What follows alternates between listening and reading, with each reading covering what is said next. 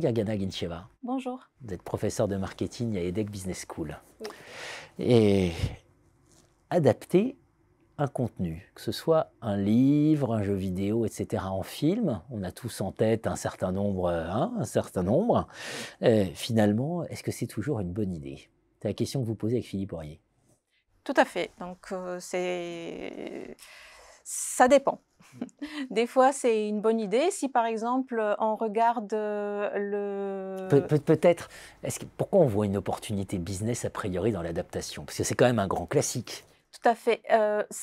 C'est une opportunité pour plusieurs raisons, mais la principale raison, c'est que quand on a vu un contenu narratif ou lu, par exemple dans le cas d'un livre, on connaît, on sait que c'est une bonne histoire, on est un public captif et on a envie de revivre les mêmes émotions, on est intrigué comment ça a été adapté au cinéma avec les moyens du cinéma. Oui, bien sûr. Et alors maintenant, donc, est-ce que c'est toujours une bonne idée? D'un point de vue business, oui, c'est une bonne idée. Je donne l'exemple, par exemple, en 2023 de Super Mario Bros, le film, Oui. qui était le top 1 du box-office en France et qui a fait plus de 7 millions d'entrées.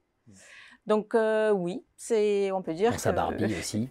Oui, Barbie. Et d'ailleurs, Barbie, c'est un très bon exemple parce que c'est un contenu, c'est une poupée. Donc c'est très, très bien comme exemple. On peut adapter n'importe quel contenu. Mais parfois, ça dépend. Des fois, c'est pas toujours une bonne idée. Et l'apport de notre étude, c'est que nous, on a pris un autre angle d'attaque. Il y a beaucoup de recherches académiques qui ont travaillé sur le côté business, le côté box-office. Donc ça a été fait. C'est pas là notre apport. Notre apport, c'est dans le changement de regard sur ce phénomène, c'est-à-dire que on le prend côté spectateur. Et on se dit, mais qu'est-ce qui va faire que le spectateur, il va aimer ou pas une adaptation? Et en faisant ce focus sur le spectateur, du coup, on aussi regarde l'ordre de consommation. Est-ce qu'il a d'abord lu le livre, ensuite vu le film ou vice-versa? Est-ce que la satisfaction est la même? Et on élargit aussi le cas de l'extension de marque, qui est un concept super connu et travaillé en marketing, au cas des produits expérientiels. Et alors, en termes de résultats, finalement, est-ce qu'il y a des contenus qui sont plus faciles ou plus difficiles que d'autres, précisément à adapter, et avec quelles conséquences? Alors, tout va se situer au niveau du comment le fit, c'est-à-dire le fit entre la marque mère, qui est le premier contenu, et l'extension, va être perçu dans le cas de ce produit expérientiel par le spectateur. Et l'ordre. Donc, on s'est rendu compte que la plupart du temps, l'ordre, c'est on a lu d'abord le livre et ensuite on a vu le film. Et c'est Harry Potter, quoi. Alors, Harry Potter, c'est un peu différent parce que c'est une saga. Et donc, c'est un peu différent dans les cas de saga parce qu'on s'habitue à la narration. Donc, nous, on s'est intéressé surtout au one-shot.